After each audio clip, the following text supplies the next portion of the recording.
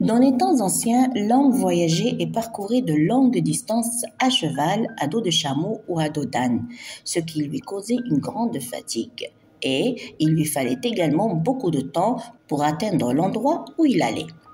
Avec la révolution scientifique qui s'est produite et grâce au développement technologique, l'homme a inventé des moyens de transport confortables, ce qui lui a permis d'économiser du temps et des efforts.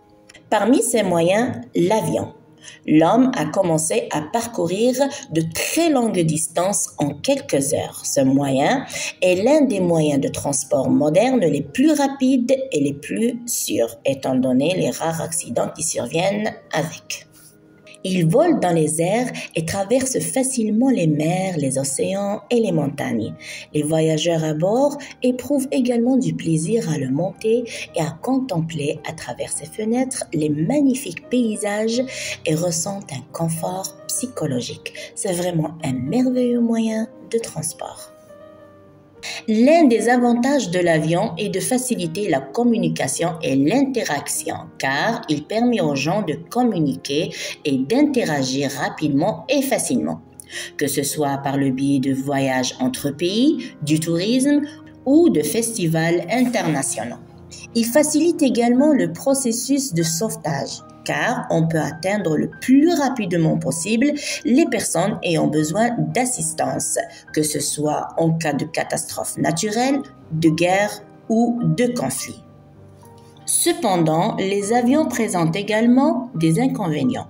Le transport aérien produit des gaz à effet de serre, principalement du dioxyde de carbone provenant de la combustion de carburant. Et il est connu que les émissions de gaz résultant de chaque kilomètre parcouru sont bien pires que celles de tout autre moyen de transport. Donc, malheureusement, les avions contribuent grandement à la pollution de l'air.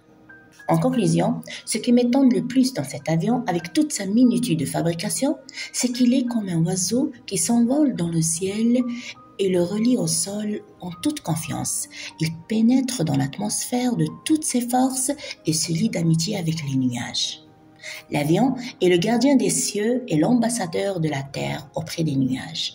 Et tout ce qu'il contient indique la grandeur du Créateur. Gloire à lui qui a donné à l'homme un esprit pensant pour qu'il puisse l'inventer.